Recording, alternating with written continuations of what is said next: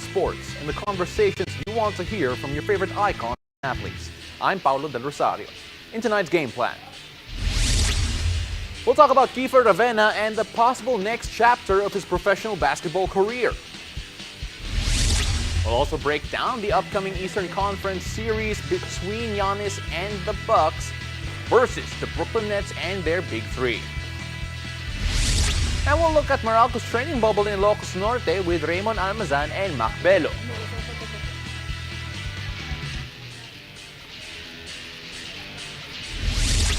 Joining us on set today is our resident Fighting Maroon legend, of course, and NBA All-Star analyst, as well as a resident engineer on the show, Engineer Jet Manuel. How are you doing, brother? Thanks, pal. Thanks for having me. I'm excited to be here tonight. Okay, you know what? There's a lot to talk about, and I think we have to start off with the biggest news. The news that has been talked about over and over again on social media, and that, of course, is that big announcement. First up, a big announcement for Pinoy basketball fans. Kiefer Ravena has officially been signed as an import for the Shiga Lakestars in the Japan Professional B.League. The team posted an official announcement on their social media page saying that the 27-year-old guard will be joining their roster for the 2021-2022 season. Meanwhile, PBA Commissioner Willie Marshall also issued a statement citing Ravena's ongoing contract extension with the NLEX Road Warriors and his commitment to the league.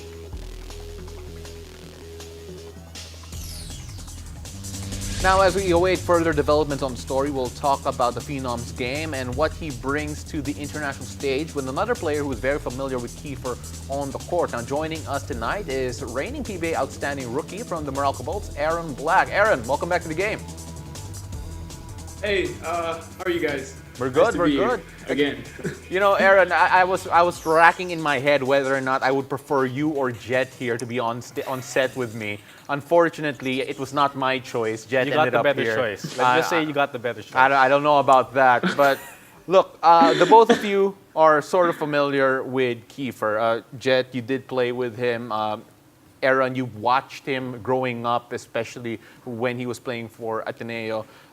Jet, a lot of people are curious.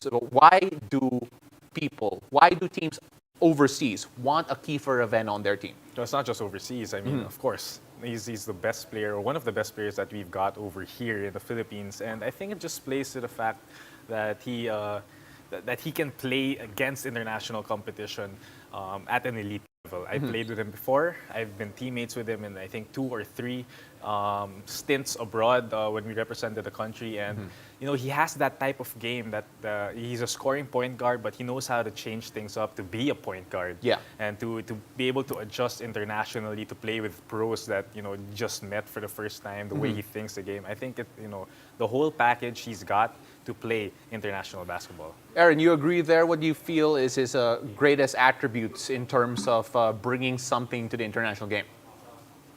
Well, just like Jet said, he's one of the most skilled players in our league. He's a guy that you can give the ball to get a bucket. He's a team player. He has a good attitude. But most of all, I think being a teammate of Kiefer in Ateneo, I saw firsthand how competitive this guy is. He accepts the challenge. He looks for it. And I feel like, going into Japan, playing against those guys, those other imports, will definitely bring the best out in him.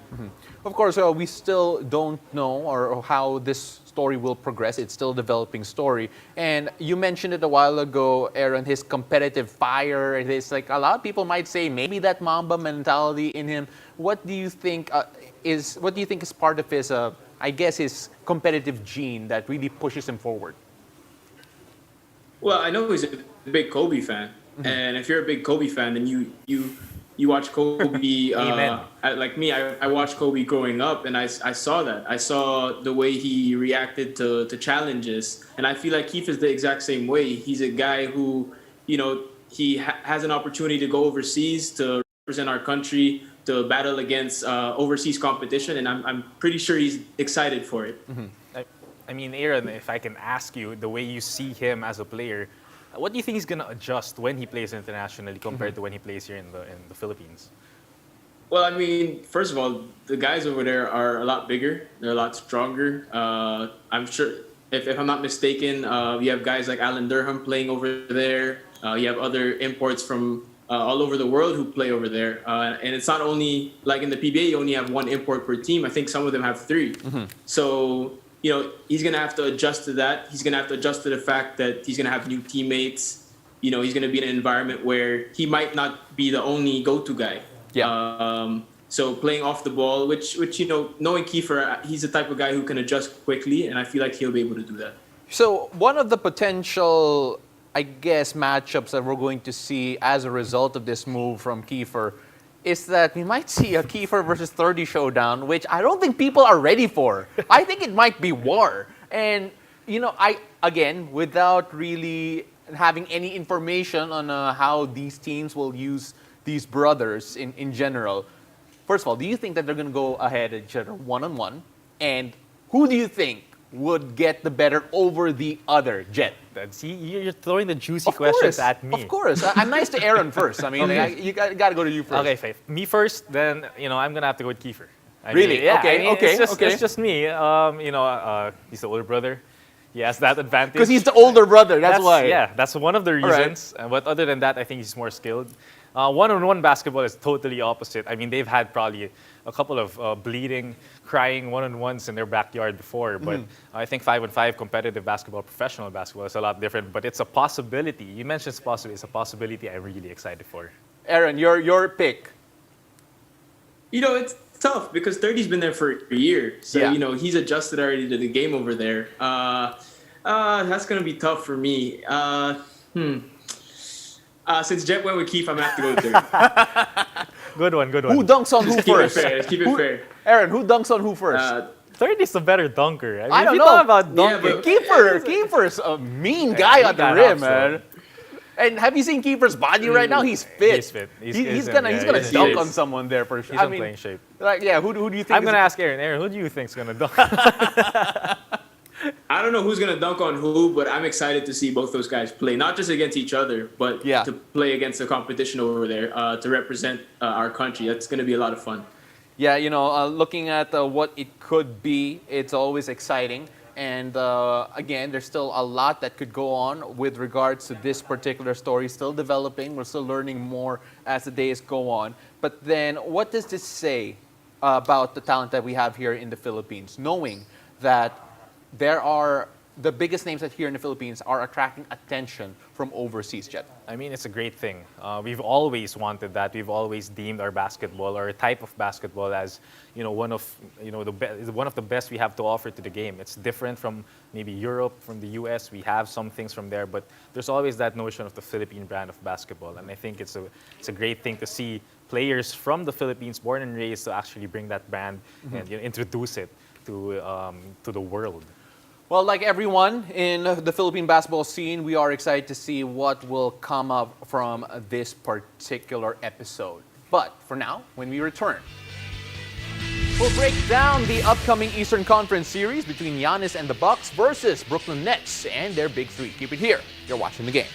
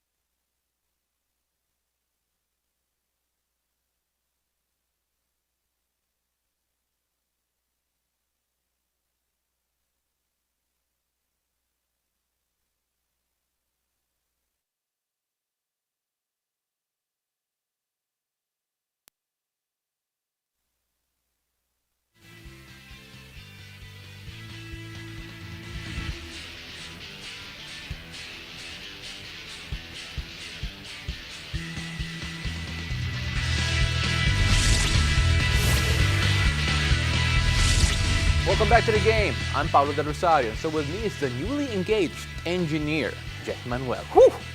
Are you ready for married life, my friend? Ooh. That's all I got. Well, are you ready for the NBA? I'm ready for that. Okay, so let's fly to the Mile High City for the Nuggets versus the Blazers. All right, here we have it. Damian Lillard will star in this one, as well as the big man on the other side, Nikola Jokic. We go to the fourth quarter immediately, and a steal there like a criminal undercover. Gonna pop like trouble. 3 from CJ McCollum. Big bucket there, but it's always going to be one guy who's going to send us to overtime if you're talking about Portland. You know what time it is? That is Dame time. Damian Lillard, 4-3 against MPJ. I mean, that's a huge 3, but we all knew. Actually, the whole world knew who the ball was going to and what kind of shot he's going to do. That's his signature Dame time shot, and he just nails it. He caught fire. You know that he's got that heat, and he's going to show you because stock ain't cheap. Look at that. Damian Lillard getting it done 3 after 3 after 3 in OT. How do you stop that? How do you stop a guy like Damian Lillard when he's hitting shots like that? You know, no matter what you do, he's still forcing things. And look at this. Down by 3, 10 seconds left, going to a spot. Oh my God. Damian Lillard, he got everyone screaming. I don't care where you're from, who you support. Damian Lillard was on fire. But take a look at this. Michael Porter Jr. putting the Nuggets up front by 3 with that big shot. And this was a backbreaker here. Turnover by CJ McCollum. I mean, he stepped on the line clearly when he caught the ball, thought twice about shooting it. That's just a break, a huge break for Denver to force that turnover. Well, that victory sees the Nuggets lead the series 3-2, 147 to 140 is the final score. Lillard with a cool 55 points and a quiet 38 and 11 for Nikola Jokic. Buckle up, sports fans, because we are not done yet. This time we're gonna go to the other coast. Let's fly to Brooklyn for some Nets and their big 3. Kyrie Irving getting ready for this one, and when you're talking about Kyrie, you're also going to talk about Harden and KD. But let's look at Kyrie first, getting it done inside through traffic. A lot of Boston shirts all over him. Still got that one to go. And look at that smooth dime there. Harden to KD. Boy, they're unstoppable. I mean, if you're James Harden dribbling the ball down the floor, you got Kyrie on one side, KD on the other. I mean, who do you stop? Who do you guard? And that's just exactly what the Nets have taken advantage of the entire game. You know, they are tough to stop. Look at that move from James Harden, smooth like butter, really getting that done, getting it to fall outside and in, getting that dunk. And you know what? Brooklyn never really let go. I mean, he had everything in the bag. All the layups, all the shots. He just gave the ball. I think they were taking turns at this point who was going to score that ball, and KD shooting over every Celtic defender. So this just capped it off, that run, that shot, this 3. I think it just nailed the coffin for them, and they just cruised to that win. Triple-double here at this point in the game for James Harden, already with 10 rebounds and 10 assists. And another triple there for Brooklyn. Never really close towards the end, and they were just flexing their muscles. Look at that. Another one for KD. Take a look at the averages here in the playoffs for the big 3 of the Brooklyn Nets. No one below 24.8 points per game, and James Harden with 10.6 assists. Boy, what a number. So we now know who the point guard is, Jet. I think they figured out like how to play with each other, how to play as a big 3. Usually you think maybe Kyrie's the one who's going to handle the ball for them. Maybe you think he's the one who's going to set up the plays, but it's James Harden now, and Kyrie just fell into place in his natural shooting, scoring spot with James Harden leading the way, and KD's just going to be there to give Brooklyn some buckets. Well, game 1 between the Milwaukee Bucks and Brooklyn will be on Sunday morning Manila time. Can Giannis and the Bucks outplay the Nets' big 3? Now, we still have Aaron Black to help us with our discussion. Aaron, looking at the big 3 of this Nets team, it's a lot of people are saying that these guys are going to be the favorites. But the way the Bucks are playing has been incredible. Well, for me, with Embiid injured on the other side, I think this should be the Eastern Conference Finals. Looking at it, it's going to be a tough series for both teams. There are new pieces for the Bucks. PJ Tucker was a big pickup for them, as well as Drew Holiday, of course. And as much as I think the Bucks can match up, they can give him a good fight. Brooklyn is definitely a different animal. You have three of the best scorers in the league. You have pretty much the best passer in the league outside of LeBron James and Harden. And then you have KD, who can't be stopped by anybody. I think for Milwaukee to win, their best bet is to have Giannis just dominate. I don't think anybody on Brooklyn can guard him. And if he dominates and maybe shoots the ball well from the outside, hopefully, then maybe they can get a win. Do you think it's possible for Milwaukee to contain Brooklyn, or is that even out of the question? And let's just see who's going to score the most points in this series. Well, I think if there's a team that can contain Brooklyn, it would be Milwaukee. They're built for it. I think that's why they picked up some of their players, looking at what Brooklyn had. But at the same time, it's hard to tell with these three guys. You saw the other day in Game 4 against Boston, the way they all exploded at the same time. Yeah. When you have two guys explode, it's already hard to beat Brooklyn. What more when three explode? Drew Holiday was probably one of the more underrated additions for this Bucks team. Jet, looking at the new makeup of this team, obviously with Drew there, he adds a different defensive dimension. Do you feel that it's going to be enough to at least make either Kyrie or James Harden a bit more manageable for the Bucks? Oh yeah, definitely. I think his adding to his piece in Milwaukee puzzle, I think it just serves them exactly what you just said. Defensive, adjustments. They have that option now. It's not a big pressure on maybe Middleton or Giannis to play that amount of defense throughout the whole ball game. And Drew Holiday has been caught out saying he loves to play that defense. So Yeah. I think it's going to be interesting to see who he picks up if they match up against Brooklyn. You mentioned it a while ago, Aaron. If Giannis dominates, then that'll be great for the Bucks, obviously. But then the onus is on the Nets. If you're Coach Steve Nash, how would you slow down a Giannis Antetokounmpo? Well, I'd say you go into a zone. I think they lost DiVincenzo a couple games ago, which means they lost some shooting. Brooklyn is not a big team. They don't have a shot blocker. I think DeAndre Jordan is past that already. And they pretty much play small the whole game. So for me, I think going to the zone will negate Giannis getting into the paint, and it's just a matter of can he hit his outside shots or not. In terms of Middleton and Drew Holiday, I think they're capable shooters, but they're not like a Joe Harris, somebody who you really can't leave open or you can't give any daylight to. So I think a zone would serve them well. Looking at the stats here for the Bucks, 23.5 for Giannis, double-double there, an easy double-double.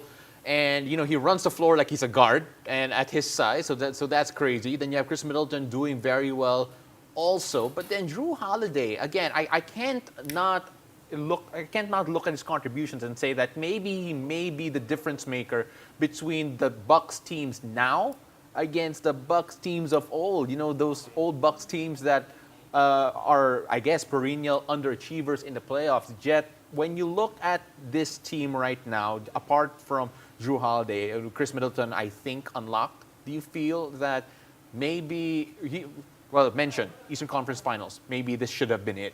But do you think that there's a chance an upset is on the cards? I mean, there's a chance, definitely. The only team I think that you're going to give a chance to is Milwaukee Bucks. I think they have a good matchup against Brooklyn. I think, like Aaron said a while ago, they have that depth, they have that length, and I think Drew Holiday is that playmaker now compared to Bledsoe the previous season. So I think it's a new dynamic which may play in favor for Milwaukee going against Brooklyn. Well, you know what? At this point, it doesn't get any better than this because the 2021 NBA playoffs are still here as we're all enjoying and all bets are off. Now, don't miss the NBA action tomorrow on NBA TV Philippines. Take a look here at the game schedules and you have what could be the closeout game between the Wizards and the Sixers. That's at 7 a.m. and at 10, a scrumptious matchup between the Mavs and the Clippers. Can Luka Doncic pull this one out against the Clippers who are surging? After the break, we'll go inside the game with Raymond, Almazan, and Belo as they give us a look into Meralco's training bubble. Stay tuned. You're watching the game.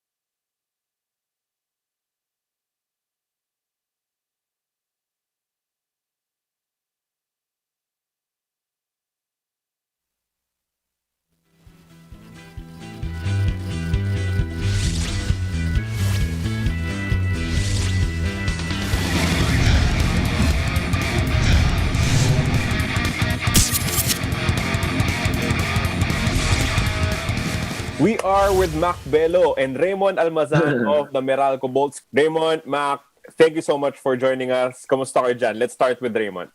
Yun, enjoy lang, and then siyempre, nagpunta kami rito para mag-training eh. So, lahat kami, sa tingin ko ginagawa lang namin yung trabaho namin. And then at the same time, lahat kami miss na rin maglaro ng basketball eh. Kasi makikita mo sa practice. Pero kumusta naman yung pag-welcome sa'yo ng mga bago mong kakampi dito sa Meralco? Okay naman, Sir Carlo. Talagang winelcome nila ako ng mabuti, and at home parang feel ko nga parang matagal ko na silang kasama eh, kasi hindi nila pina-feel sa akin na bago ako. Ano naman yung mga ginagawa niyong activities dyan to really get to know each other? Kasi syempre, ano rin eh, ilang seasons ka pa lang, magdadalawang seasons ka pa lang with Meralco. Para sa akin, maganda yung ganitong opportunity na magkakasama kami kasi sa gaya nga sabi mo na puro practice lang kami, and then lahat araw-araw kami magkakasama. Magkakasama kami sa lunch, dinner, 'di ba, sa beach 'yan. So parang nagiging daily routine, tsaka yung magiging familiarity, 'di ba? Sobrang laking bagay ng mga ganitong katulad niyan, yung may ganito kaming setup ng practice. Sa tingin ko makakatulong sa amin yung upcoming season kasi iba yung may chemistry na kayo, 'di ba? Siyempre start ng season kailangan may chemistry yung team. So para maganda itakbo yung team. So para sa akin lahat naman kami ginagawa namin yung trabaho namin. So yun, sacrifice muna kami dito. Yun, practice talaga, sakripisyo muna, pa-condition. Wala muna kami iniisip talaga kundi mag-practice tsaka magpa-condition. Yan. It's a safe situation kasi kayo lang talaga yung nandiyan. Yes, Sir Carlo. How are you dito sa opportunity na binigay sa inyo ng Bolts? Siguro maganda lang yung decision making ng management na mag-practice kami sa Ilocos kasi before pa ng MGCQ, pinaplano na nila para makapag-practice kami. So siguro nung natuloy yung plano na mag-Ilocos, siguro ready yung mga players. So para sa amin, malaking bagay yung mga ganito, especially yan, sabi nyo nga, Sir Carlo, may beach dito, tapos meron din pool area, tsaka malaki yung yung hotel namin na pwede kaming umikot, pwede kami mga gawing activity, may golf din. So para sa akin talaga yung sabi ko, yung camaraderie ng team, yung parang binibuild namin dito yung chemistry ng team going to the season. So para sa akin, malaking bagay talaga yung pagpunta namin dito sa Ilocos. Mac, sa'yo naman, no? Marami kang mga naging kalaban sa UAAP, nakakampi mo na ngayon sa Meralco. Nagkakabiruan ba? Kasi may mga may mga tinapos kang pangarap nila nung UAAP. Alam naman natin yung nilalaro mo natin for the Tamaraw. Nagkakalokohan na ba na, teka Mac, nadali mo kami dati Meron din, may mga kwentuhan ganun, pero most of the time parang nagbabatian na lang, Sir Carlo, kasi like sila new. So parang na lang, experience na namin yung sa UAAP, then we focus a lot sa ngayon kung anong meron kami sa team. Gaano ka excited to be playing again and suiting up for a new team in Meralco? Super excited, Sir Carlo. Kung pwede lang mag-start na yung Super PBA. talaga. Sobrang excited, and sa bago kong team ngayon, alam ko naman na sobrang nagtutulungan dito. Talagang tinutulungan din nila ako na talagang mabilis ko ma-pick up yung sistema ni coach. Talagang yun. And hopefully maging okay na lahat at makapag-start na yung PBA. Maraming salamat, Raymond Almazan and Mac Belo, for joining us here inside the game.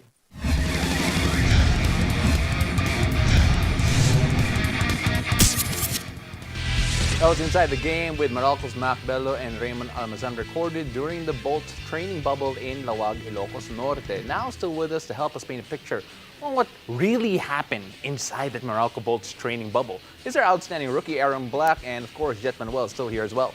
I want to be the one to first ask Aaron a question. Aaron, maybe you can tell us or give us a better picture on what really goes on in these training camps. I'm just curious. I mean, you have a basketball team that's training the bubble. Yeah, you have to say that we're working out and thinking about that. But ano ba talaga nangyayari?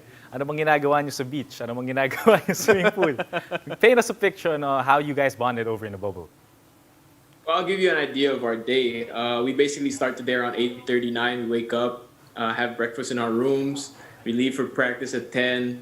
Maybe practice from 10 to 1 or 10 to 2. go back to the hotel, have our lunch. After that, either you lift your weights if we do have weights, or if not, get some rest in. Around 4:30, you see a lot of people on the golf area practicing their swings, and then at around 5:30 we go out for the sunset at the beach. So it was really a good mix of work, but at the same time afterwards you look forward to relaxing, spending time with your teammates, getting to know. I got to know a lot of the guys more during this trip, and then just enjoying the beach.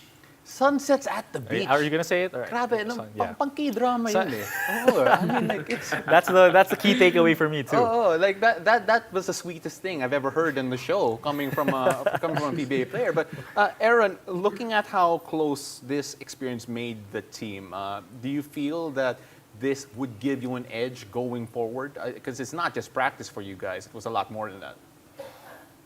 Definitely, I think credit to the management for coming up with this. Just like I think Raymond said, this was a very big deal for us. We can't practice right now here in Manila, so for them to take us out there to Ilocos is a great opportunity for us to not only bond on the court but off the court as well. This team that we're on right now, we're on one page. Everybody came into practice. We came in shape. We enjoyed our time over there, and hopefully. Just like you said, it serves us well for the next conference. Aaron, once again, thank you very much for joining us here on The Game. And also, I'd like to thank my co-anchor for today, Jet Manuel. By the way, he's about to get married, Aaron. I think we all know that, and we're super excited for him. There you go. Absolutely. Yeah. Yeah, that's real. Yeah. Again, thank you. That smile right there. All right, guys, thank you very much for joining us. Now, catch us on weeknights here on One News, One Sports, and One Sports Plus. I'm Paul De Rosario, and this has been The Game.